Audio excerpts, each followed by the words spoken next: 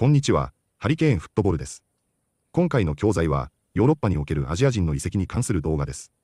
北中米、南米、アジアの代表戦に関しては特に精通しているデッドボールテレビのジャックが、今回は、ヨーロッパの移籍市場の中でも、特に AFC の選手の中で、注目する移籍について話をしています。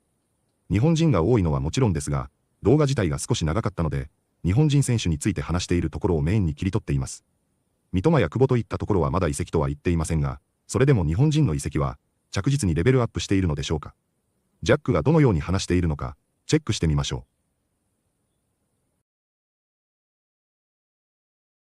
We've already seen a ton of transfers involving players from the AFC, and in this video, I'm going to be giving you guys a pretty broad overview and summary of some of those moves. You guys in the comments, let me know your favorite transfer involving an Asian player so far, and if we get enough likes and comments on this video, then I will make a part 2 when the transfer window closes. And lastly, if you guys like videos about Asian football, make sure you subscribe. DeadBall TV is one of the best places on YouTube for you to be if you like Asian footy. I already dropped a round 4 predictions video. We're going to be doing watch-alongs for those games, reactions to those games. We also got Asian Cup qualifiers still. I have to talk about those. Then we got round 5, how Asian teams are doing at the World Cup. 2027 Asian Cup isn't even that far away. I got content about that too, so stick around. The first move I want to talk about is Nestori Irakunda moving from Grasshopper, technically Bayern Munich, to Watford for $3 million. Shout out to Zealand. If you guys have not seen the announcement video for this signing, I thought it was one of the coolest ones I've ever seen. And it's kind of starting to show the power that footy YouTubers like myself are beginning to have, but more on that in another video. So Nestori Irakunda, 19 years old, ironically played 19 games for Grasshopper on loan last season, finished the season with 1 goal, 3 assists in the league. And Grasshopper overall, just a little sidebar here, were a great team to watch last year if you were a fan of the AFC. They had Youngjun Lee, the Korean striker for the U20s. They had Mabil, who's also Australian. They had a Yuma Seko from Japan, one of their defenders. So that's a lot of AFC representation on one team. Unfortunately, you know, Irakunda's gone now, or maybe fortunately. I would love to hear how Australians feel about this. I think this move is really important because I think he is still the most exciting Australian prospect. Now, I don't think that Irakunda is the best Australian young player, and I would love to know if Australians disagree with me. I think Alessandro Cercati is the best young Australian player, but I think if we're talking ceiling, it is Irakunda who has the highest. And I think this is a big move because Watford will not be easy. Fun fact, as of today, Irakunda is still Watford's most expensive signing of this transfer window at just $3 million, which is crazy because I feel like English teams are splashing cash left and right. Now, Watford also signed Uthman Mawama, a 19-year-old Moroccan right winger during this window, so clearly the right wing position was a position of need for them. I don't watch Watford enough to tell you how they play, and they got a new manager anyways. His name is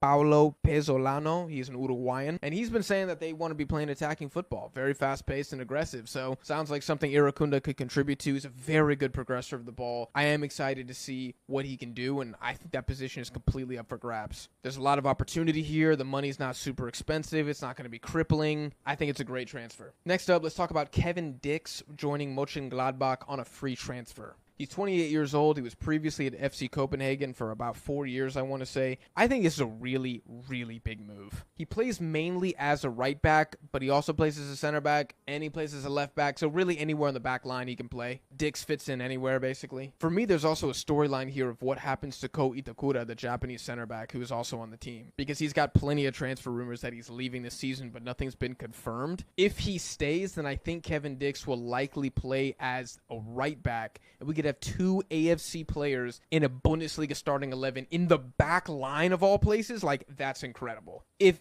Itakura does leave, then Kevin Dix will probably be a center back. And even if he doesn't leave, then maybe we're going to see Joe Scally retain his starting right back spot. And personally, I'm a little excited to see this battle because I think it'll be a cool litmus test of like, okay, here's one of Indonesia's better players going up against the backup right back for the United States. And if Joe Scally, who is very hot and cold, not very good going forward, kind of has a mixed reputation as well. Not a bad player, just not particularly special at any attribute. If he keeps Kevin Dix out of the starting 11, that would be interesting. I think that would be a little bit of a mini statement, especially on this channel when I talk about CONCACAF and AFC so much. It's like, hey, we don't get to see too many head-to-head. I'll be straight up, anytime we get further AFC representation in the Bundesliga, it's a dub. At worst, it's a lowercase dub. From my understanding, he's being brought in here to get significant minutes, So I think this is a uppercase dub for Kevin Dix. And look, I'm not an Asian football historian, but I'm struggling to think of an Indonesian player ever representing a bigger club. If you guys can think of an example, comment down below. But this is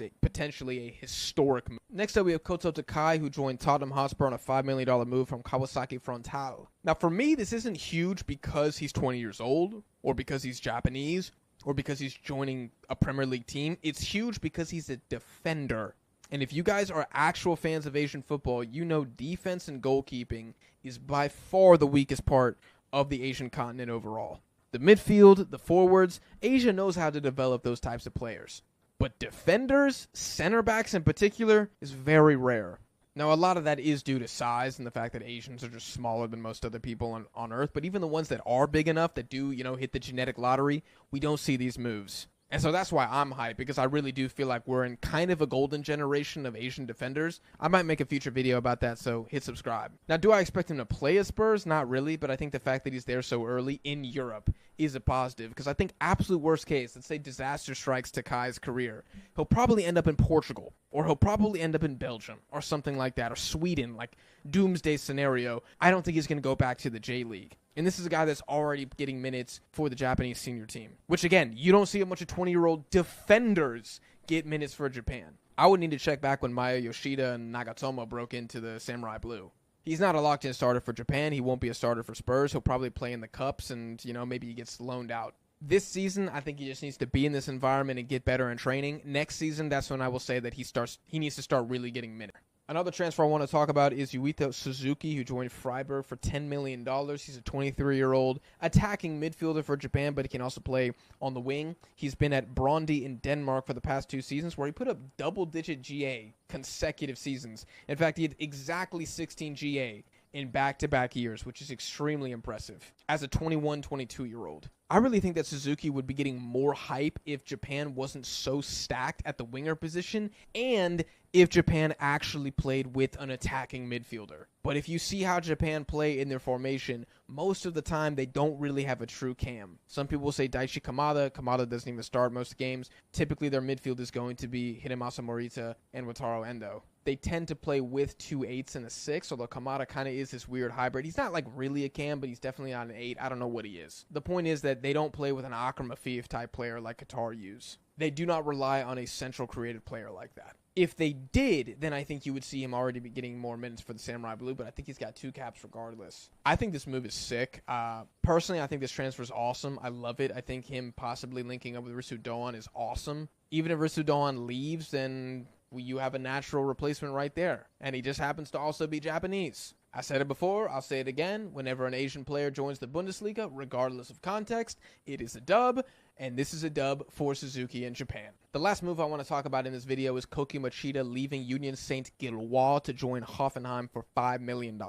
Now, Machida's 27 years old. He was at Gilloise for 3 seasons, and I think this is really big for him in Japan, and also me personally, because I've been banging the drum that Machida is one of Japan's best center backs, and he needs to be a starter for the national team at the next World Cup. And I think if he had stayed at Gilloise, I don't know if that would have helped him. I think he kind of capped his potential and his ceiling there at the team. Right now, I feel like it's going to be Ko Itakura, even though I don't particularly care for him, plus somebody else. It could be Tomiyasu, it could be Hiroki Ito. I don't know what Moriyasu's going to do. I think it should be Machida, and I think going to the Bundesliga, again, I'm going to say it again, when an Asian player moves to the Bundesliga, regardless of context, it is a dub. And I think this is a big dub for Machida. It's also not a massive price tag. Hoffenheim also do not have very good center backs. And you know what? If you doubt Machida being a good center back, I guess we're about to find out. Because now he's playing in a top 5 league. There's going to be no place to hide anymore. Union Saint-Gilloise, they won the title last season. Some people were saying Machida wasn't very good for them.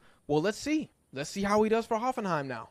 Machida's now gone from the J-League to Belgium to the Bundesliga by the age of 27. I feel like he's doing the most perfect and well-structured career progression of a player I've ever seen. Like, this is the dream progression that any Asian player should have. They should try to do exactly as Machida has done. If you can be like Suzuki and get there at 23, even better, but not everybody's that good or that lucky. Sometimes you need favorable circumstances. And I think it's a great move. We're going to have, 3 Japanese center backs in the Bundesliga? That's just insane, man. I would have never thought that we would be here 10 years ago. Anyways, guys, that is the video. I do have to go. I know there are more moves I could talk about. Again, if you guys want to see a part 2, let me know down below in the comments. If there are specific names you want me to talk about, again, let me know down below in the comments. I hope you guys enjoyed this video. If you did, smash the like button, hit subscribe for more AFC content here on DeadBall TV.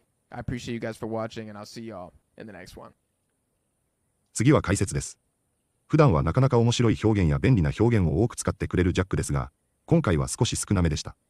それでもよく使えるものや、知っておくと、ふと耳にした時に嬉しくなりそうな表現もありましたので、本日の解説をチェックしてみましょう。And grasshopper overall, just a little sidebar here. サイドバーという単語は日常会話やプレゼンでちょっと余談なんだけどと言いたい時に使われる表現です。話の流れを一旦止めて関連するちょっとした情報や裏話を加える時に便利です。例えば友達との会話の中でサイドバーといえばこれから少し本題とは違う話をするという合図になります。この言い方は親しみやすくかつ相手の注意を引くのに効果的です。会話をスムーズにしながら情報に深みを加える一言として覚えておくと便利です。And grasshopper overall, just a little sidebar here. And grasshopper overall, just a little sidebar here. And I think that position is completely up for grabs. アップフォーグラブはビジネスでも日常会話でも使われる非常に便利な表現です。誰でも取れるや自由に手に入れるチャンスがあるといったニュアンスでポジションや商品、役職などがまだ確定していない時によく使われ、例えば先発ポジションは誰にでもチャンスがあるという場面などで使われます。この表現は特に口語的でカジュアルな響きを持っているので、会話の中で自然に使えると上級者っぽく聞こえます。オフィスやスポーツ、イベントの話題でよく登場するので、ぜひ覚えて使ってみてください。And I think that position is completely up for grabs. And I think that position is completely up for grabs. If it's not going to be crippling. クリップリングという単語は深刻なダメージを与えるや行動や機能を阻害するといった意味で使われます。もともとは身体を不自由にするという意味がありますが、日常英語では比喩的に致命的な影響や破壊的な打撃という意味で広く使われています。例えば、クリップリングで破滅的な借金やクリップリングインジャリーで致命的な怪我というように精神的、経済的、社会的に深刻な影響を与えるものに使われます。ニュース記事やドキュメンタリー、経済報道などでよく出てくる表現です。If it's not going to be crippling, because I think it'll be a cool litmus test of like. リトマスは、もともとはリトマス試験紙を意味する科学用語ですが、日常英語ではリトマステストという形で比喩的に使われることが非常に多いです。これは、ある物事が本当に価値があるかどうかや、本質が見えるかどうかをチェックするような判断基準や決定的な要素という意味になります。スポーツ、ビジネス、政治など様々な場面で、この出来事が進化を問う、試金石になるといった意味合いで使われます。抽象的な考えや評価を具体化するときに非常に便利な表現です。Because I think it'll be a cool litmus test of like. He's not a locked-in starter for Japan. ロックトインは何かが完全に確定していて、変更が効かない状態を表すときに使う表現です。例えばスポーツでロックトインスターターといえば、スタメンとして確定していて、他の選手と争う必要がない選手という意味になります。また、契約や条件についても、ロックトインという言い方をすると、変更不可能な、固定された内容といったニュアンスが出ます。口語、ビジネス、スポーツいずれの文脈でもよく使われるので、使いこなせると表現に深みが増します。He's not a locked-in starter for Japan. Because I've been banging the drum. バングザドラムは、比喩的に太鼓を打ち鳴らすように目立つ形で強く主張するという意味で使われます。例えば、政治家が自分の政策を繰り返し訴えたり、ファンがある選手を熱烈に推したりするときなどに用いられます。この表現は、感情の強さや主張の激しさを強調するのに適しています。日常会話からニュース記事まで幅広く使われ、情熱的に何かを支援する姿勢を印象づけることができます。Because I've been banging the drum. いかがでしたか？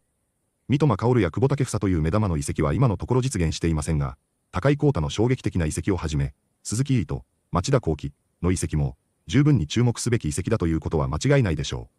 それはアジア全体としてもそうであるということであり、アジアの移籍に関しても、日本人の移籍がリードしているとも改めて実感します。